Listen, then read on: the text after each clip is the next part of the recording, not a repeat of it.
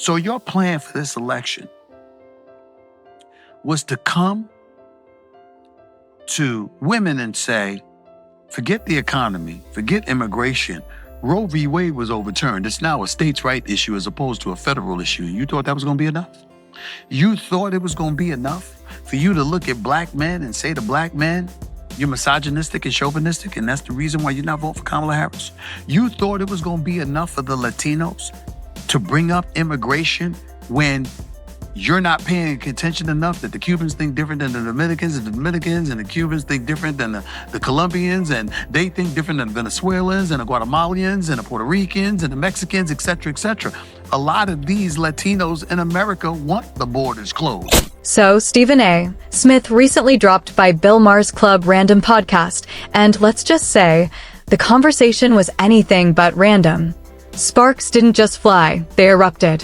Both men unleashed a brutal takedown of the Democratic Party's obsession with performative, woke, politics, and what they described as a series of self-inflicted wounds dragging the party into chaos. Stephen A. didn't mince words. He slammed the DNC for pushing Kamala Harris into the spotlight, calling it a flat-out blunder. Meanwhile, Maher, a lifelong liberal, sounded like a man watching his own team implode from the inside. The energy? Electric. The honesty? Unfiltered. Buckle up, this exchange wasn't a discussion, it was a political reckoning. Let's get into it. My point at the end of this thing Friday is that I'm pissed at the Democrats because my issues, democracy, the environment, have no protectors now. Because you blew the election, I have nobody standing up for the two issues that are my issues. Which is? Democracy and the environment, to my two most important issues. Those are not priorities in the new administration. Okay. In fact, they're antagonistic to both of them. So I have no champion in Washington. They have the courts, they have the House and the Senate, and you totally left me unguarded. Maher is livid, fuming at the DNC in his eyes, throwing away the election and, with it, the very soul of democracy. I get his frustration. He's watching the political home he's defended for decades crumble from within. But let's be real, his outrage feels a bit misplaced. What democracy is he mourning exactly? Trump didn't stage a coup after 2016. He stepped down when his term was up. If Maher's talking about those lawsuits targeting certain media outlets, that's a whole different beast. Let's not pretend the press played it straight. Shows like 60 Minutes were practically running PR for Kamala Harris, trimming, polishing, and editing her interviews until she looked camera-ready and controversy-free. So yes, Trump had every reason to fire back. And as for Colbert and Kimmel? Come on, these guys turned their late-night stages into endless anti-Trump rallies. You can't spend years turning comedy into campaign messaging and then cry, threat to democracy, when accountability finally shows up at your own door. My issue, generally speaking. We can talk to the economy, immigration, crime in the streets, blah, blah, blah. Here's my ultimate issue. The arrogance of the Democratic Party. I'm saying the same thing. Arrogance of it. We're saying the same thing in two different ways. The arrogance of the second Democratic Party. So Biden doesn't decide to run for re-election. You grease the skid so he doesn't have to go through a primary. June 27th, he shows up and he embarrasses himself. And it positions naturally for the Vice President of the United States, Kamala Harris, to ultimately ascend and become the Democratic nominee. But the last time we saw her in a primary, she couldn't make it to Iowa. Did you really think that was going to work? Unlike Maher, Stephen A. Smith isn't drowning in disillusionment. He saw this collapse coming long before it hit. To him, the Democratic downfall wasn't a sudden explosion.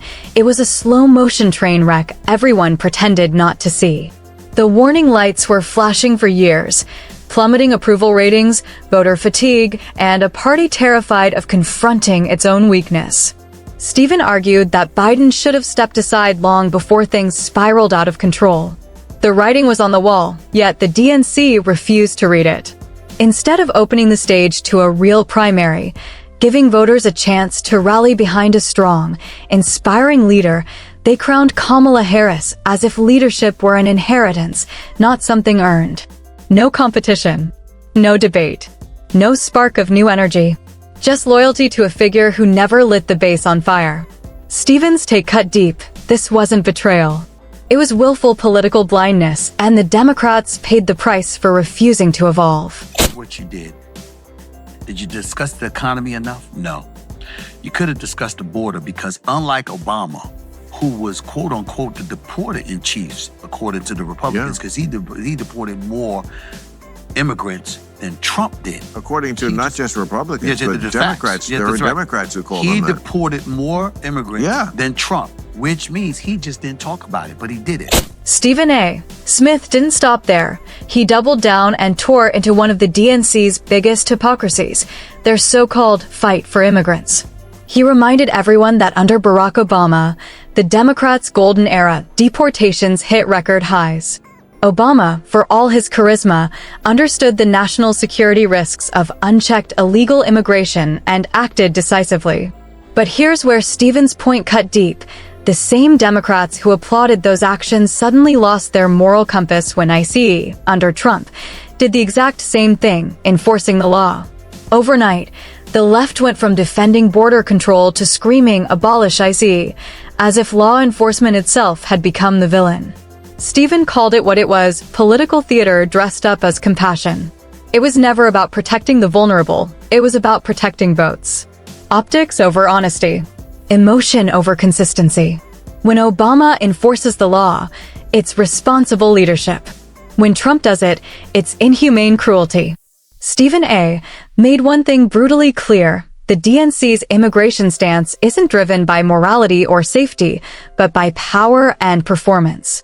In the office, and day one, you sign an executive order that opens the border, and you let more than 12 million immigrants cross the border illegally, and you don't think that's going to be approved? That the governors DeSantis and in Florida, Abbott in Texas, and others were going to sit up there and attack sanctuary cities by busing these immigrants to your city since you had no problem with it? You were ill prepared to deal with it, okay? All of this stuff was going on. Now, plenty of Democrats will push back on this. But as Stephen A. Smith bluntly reminded everyone, facts don't care about feelings. The previous administration's so-called compassionate immigration approach wasn't compassion at all. It was chaos wrapped in empathy. By tearing down border protections and refusing to enforce existing immigration laws, they didn't open doors. They blew the gates wide open. The result? A humanitarian and security disaster. Border towns were overwhelmed overnight, law enforcement agencies were stretched to their breaking point, and entire communities were left to manage the fallout of reckless policy decisions. This wasn't a bureaucratic slip-up or some noble experiment gone wrong, it was intentional. A political gamble designed to look virtuous on camera while ignoring the chaos on the ground. And now, Trump is left holding the broom, tasked with cleaning up a crisis born from policies that valued image over integrity. The overcrowded shelters, the surge in trafficking, the strain on border patrol, all symptoms of a leadership that mistook performance for progress. Stephen A. wasn't exaggerating. He was spelling out a truth too many refused to confront. So your plan for this election was to come to women and say, forget the economy, forget immigration. Roe v. Wade was overturned. It's now a states' right issue as opposed to a federal issue. You thought that was going to be enough? You thought it was going to be enough for you to look at black men and say to black men, you're misogynistic and chauvinistic, and that's the reason why you're not voting for Kamala Harris? You thought it was going to be enough for the Latinos to bring up immigration when you're not paying attention enough that the Cubans think different than the Dominicans, and the Cubans think different than the Colombians, and they think different than the Venezuelans and the Guatemalans and the Puerto Ricans and the Mexicans, et cetera, et cetera. A lot of these Latinos in America want the borders closed. And that right there is the heart of the DNC's downfall. They stopped listening. Somewhere along the way, the party that once claimed to represent working Americans tuned out the very people it was supposed to fight for. Instead of hearing real concerns, they started crafting policies based on Twitter trends and applause lines. They mistook moral posturing for leadership, ideology for insight, and hashtags for strategy. While Democrats were busy preaching from podiums, Trump was paying attention. He didn't speak in political poetry. He spoke in plain language about what people actually cared about: the economy, border security, safety, and America's place in the world. Whether you love him or despise him, he tapped into frustrations that Washington ignored for decades. Meanwhile, the DNC sat comfortably in its echo chamber, patting itself on the back for its values while alienating the very voters who built its foundation. That's not just political miscalculation, that's self-inflicted political suicide, carried out one ignored voter at a time. You're from California. You were a district attorney here, you were a state attorney general here, you were a senator representing here, and you didn't know that the Latinos were going to say, yo, we don't like open borders? You didn't know that? Yeah, and so I'm looking at it and I'm saying all of these things are going on. All of these things are going on. And your argument essentially was, you didn't say it, but this is essentially your argument. It's her turn. It's her turn. The Democrats didn't campaign on solutions, they campaigned on entitlement. Instead of inspiring voters with vision or policy, their message boiled down to one hollow theme: it's Kamala's turn. That wasn't strategy, it was arrogance dressed as inevitability. Americans weren't given reasons to believe in her leadership. There was no bold economic plan to revive confidence, no clear direction on border security, no innovative ideas to spark optimism. Just vague slogans and empty moral appeals. And the moment anyone questioned her readiness, the response wasn't debate, it was accusation. Critics were instantly branded as sexist, misogynistic, or disloyal. The campaign became less about competence and more about protecting an image. It wasn't a movement, it was a coronation. Voters could feel that. They were tired of being scolded for asking tough questions, tired of being guilt-tripped into loyalty. People wanted results, not rhetoric. Yet the DNC doubled down, mistaking forced enthusiasm for genuine support, and in doing so, they sabotaged themselves. The Republicans don't play that. They say, hell with all of that, whose turn it is. We want him. Who do the Democrats want? If you ask them today, they still don't know. They said Kamala because it was too late to say anybody else. But you didn't know who they would say if there was a primary. And also because the Democratic Party is ideologically captured by identity politics. I'm totally with you 1,000%. I'm a big Bill, just so you know, I'm a fiscal conservative. I'm a social liberal. Live and let live, bro. And a freak in the sheet. You know what I'm saying? If you're 50, I do try. Give us a call. I do try. I do try, no doubt. But here's the deal, man. Listen, I'm a social liberal.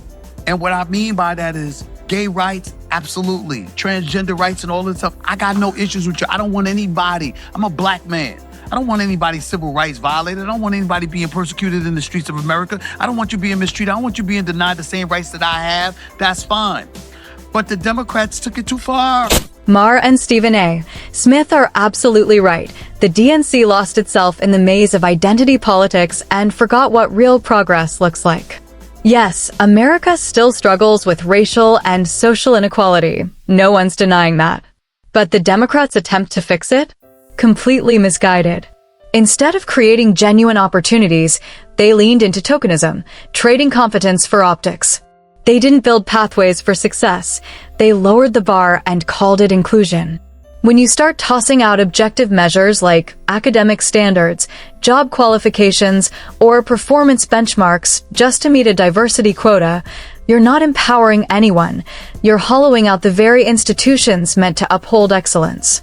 America's strength has always come from ability, grit, and results, not entitlement or symbolism.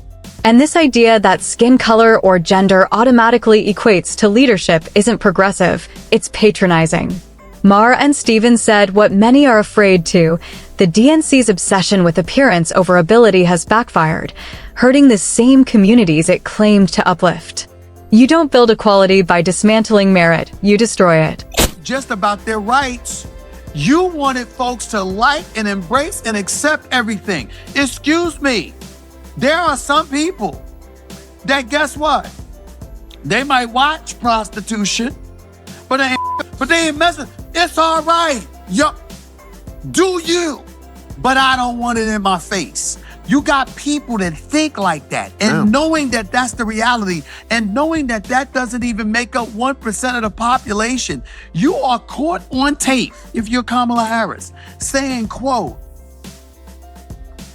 I'm for transgender operations for prisoners? You didn't think Trump was going to use that? And that right there exposes one of the biggest flaws in far-left ideology. It sounds noble, but it collapses under real-world pressure. On the surface, it's packaged as compassion and progress, but once you peel back the layers, the logic starts to unravel. A stable society isn't built on feelings. It's built on shared morals, clear boundaries, and principles that hold civilization together. Yet the far left keeps testing how far those boundaries can bend before they break. Look at the growing movement to allow minors to undergo irreversible gender-altering procedures. That's not compassion, that's chaos disguised as care.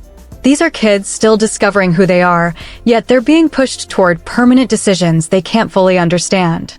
There's a huge difference between empathy and enabling confusion. Stephen A. and Maher nailed the point. When ideology replaces common sense, society always pays the price. You can't rewrite biological truth and call it justice. Some boundaries exist not to oppress, but to protect. Ignore them, and everything starts to fall apart. Like, this is why I say, I voted for Kamala Harris, but I can't deny that strictly from a campaign perspective, Bill, he was the better candidate because he played to his constituents. In their defense, they had a meeting and they decided that free for murderers was a good slogan. Okay, and where did that get them?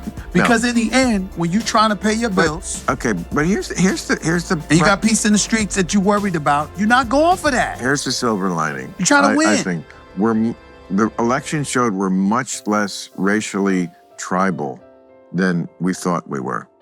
I mean, Trump is a strange guy to bring together all these different coalitions, but, you know, he won Latino men. 13%. They said it was a 13% jump. Oh, okay. Well, whatever Latino it was. Votes, and a 5% jump in the black vote, and even more of that amongst black men. Trump broke new ground because, unlike most politicians, he spoke directly to what Americans actually cared about. His words weren't drowned in polished speeches or moral grandstanding. They were raw, grounded, and rooted in reality. He didn't try to charm voters with lofty ideals. He connected with them through results, through impact, through change they could feel. He reached the working class that had been ignored for decades, the factory workers, truck drivers, single parents, and suburban families who felt invisible to the Washington elite. These weren't people demanding perfection or utopia. They wanted something much simpler, a strong economy, safer streets, and secure borders. Trump promised those things, and for many, he delivered. The media mocked his tone, called him brash, even unpresidential.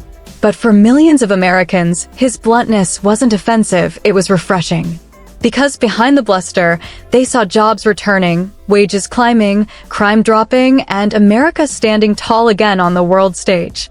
Meanwhile, the left's obsession with ideological purity, open borders, soft on crime laws, and endless spending felt detached from the realities of everyday life. People didn't want slogans, they wanted stability. They didn't need lectures about privilege, they needed policies that worked. Trump didn't just run a campaign, he gave a voice to frustrations that had been ignored for generations.